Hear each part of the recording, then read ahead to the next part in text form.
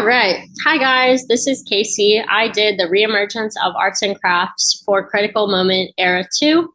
On this slide, all of these images are from the Metropolitan Museum of Art in New York, which was one of my sources for the project.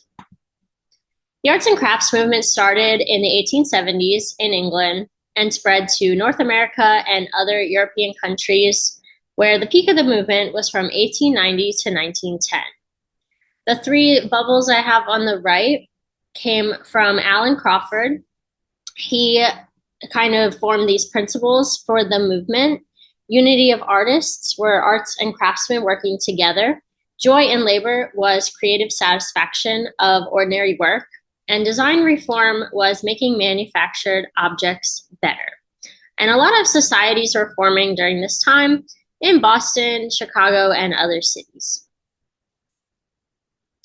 John Ruskin and William Morris were two very influential figures during this time.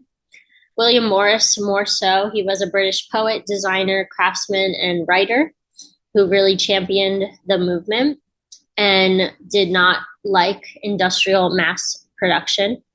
A lot of his works are shown here, but he has hundreds more. He created over 600 designs, mostly for textiles and wallpapers. There were a lot of challenges during this time. In the UK, there were economic problems, and in America, we were trying to alleviate some of the problems caused by industrialization, which was blamed for destroying communities and destabilizing families. The line between handicraft and sweated labor was very thin. People were inviting immigrants into their communities and trying to teach them arts and crafts as a way to better their lives, but they were accidentally creating sweatshops and having them do labor for either no pay or very little pay. There were also challenges for Native Americans and African Americans. I got these images from the Smithsonian website, and honestly, there were literally no pictures of arts or crafts made by African Americans during this time. They just did not preserve their arts or crafts, and they didn't see them as important. They also had their own separate Black arts movement, which was later on. Native American handicraft was sometimes included, but it was shown as exotic difference and not really included in the movement of America. The impact today, in the 20th century, after World War II, a large number of veterans were taking advantage of the educational benefits from the GI Bill of Rights.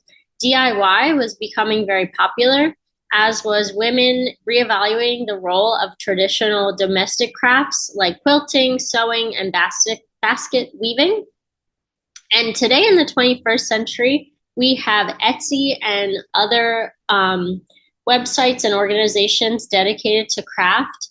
Etsy was founded in 2005, and by 2014, they had 40 million members, and 1 million members were sellers or small business owners who make products that are vintage or homemade.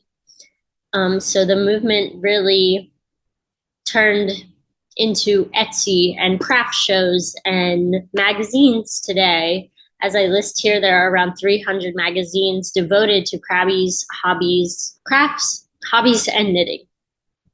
Another thing about Etsy is through their mission statement, they participate in the discourse created by Morris and other leaders over 100 years ago.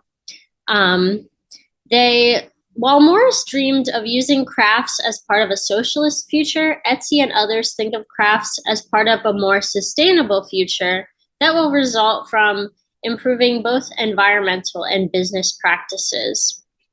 Today, people also value where they get things from, and they want to have a connection of how things were made. So a lot of people are just taking more ownership of where they are choosing to purchase things and things like that.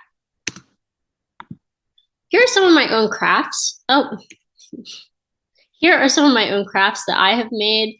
I have made a lot more than this, but I moved from Pennsylvania to Florida, and I couldn't bring a lot of things with me. So here are some crafts I've made in Florida. And yeah, if you have any questions on what things are, I can gladly tell you.